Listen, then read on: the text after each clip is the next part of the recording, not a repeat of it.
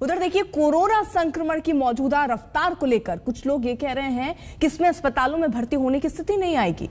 कुछ का तर्क ये है कि जो हालात दूसरी लहर के दौरान बने थे वो हालात इस बार नहीं बनेंगे। हमने अलग अलग मेडिकल एक्सपर्ट से इस बारे में बातचीत की और ये समझने की कोशिश की कि संक्रमित होने वाले मरीजों में से किन लोगों के अस्पताल में भर्ती होने की नौबत आएगी और वो कौन से मरीज हैं जो घर बैठे ही ठीक हो सकते हैं। ज्यादातर जो केसेस आ रहे हैं ओमिक्रॉन की वजह से आ रहे हैं। ओमिक्रॉन में जो ऑक्सीजन का रिक्वायरमेंट है बहुत कम है, बहुत माइल्ड केसेस आ रहे हैं।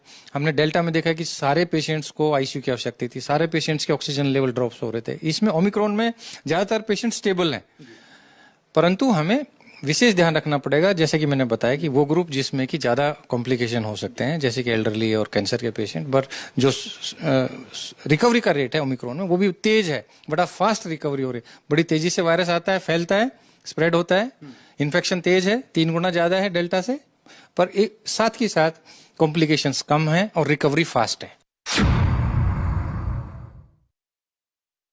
बच्चों में हमने देखा कि ज्यादातर जो बच्चे हैं उनके गले में इन्फेक्शन है, कुछ बच्चों को डायरिया है, पेट में दर्द है और कुछ बच्चों को नोजिया और वोमिटिंग है।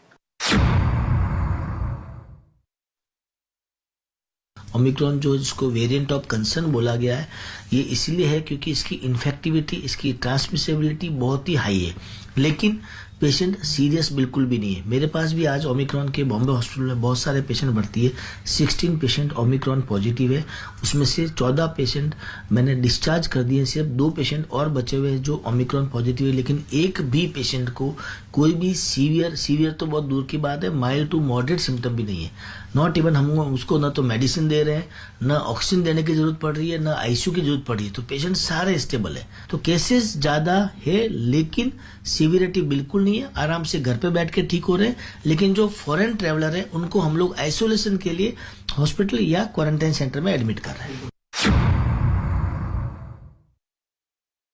अगर पिछले 3-4 दिन का डाटा देखें तो डेफिनेटली पीडियाट्रिक एज ग्रुप में भी कोविड इन्फेक्शन पड़े हैं, बट कोविड इन्फेक्शन पर से हॉस्पिटलाइजेशन नहीं इंक्रीज हुई है। जैसे कोविड हुआ, किसी को निमोनिया हुआ, उसकी वजह से हमें एडमिट करना पड़ा, ऐसा नहीं है।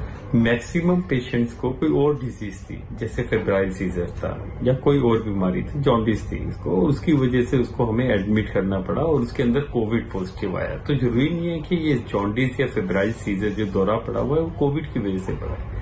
बहुत लाइकली है कि कोविड बायस्टैंडर था, एसिम्प्टोमेटिक था, और हम जो डील कर रहे हैं वो जस्ट एसिम्प्टोमेटिक कोविड इन्फेक्शन है। तो पैनिक नहीं करें। अगर आपका डाटा थोड़े टाइम बाद ये भी कहता है कि नंबर ऑफ हॉस्पिटलाइजेशन इंक्रीज हुई है, तो इट कुड बी कि ये हॉस्पिटलाइजेशन किसी और वजह से है और बाय चांस कोविड वार्ड में एडमिट हुआ, क्योंकि इन पेशेंट्स को हम कोविड वार्ड में रखते। अब एडल्ट की बात करते हैं। एडल्ट में भी काफी पेशेंट्स हैं जो मोनोक्लोनल एंटीबॉडीज लगवाने के लिए आते हैं, जो रेमडेसिविर लगवाने के लिए आते हैं। उन पेशेंट्स को जरूरत नहीं थी एक्चुअल में कोविड डिजीज के कारण, बट माइल्ड होते हुए भी हाई रिस्क केसेज में किन्हीं पेशेंट्स में ये इंडिकेटेड होता है, तो आप उनको एडमिट करते हैं कोविड वार्ड में। तो आपको डाटा दिखाएगा कि number of Covid admissions increase हुए हैं, बट इसका मतलब ये भी नहीं कि हम इस इन्फेक्शन को बिल्कुल ही लाइटली लें, बिल्कुल ही माइल्डली लें। हमें नजर रखनी है, हमें इसको फैलाना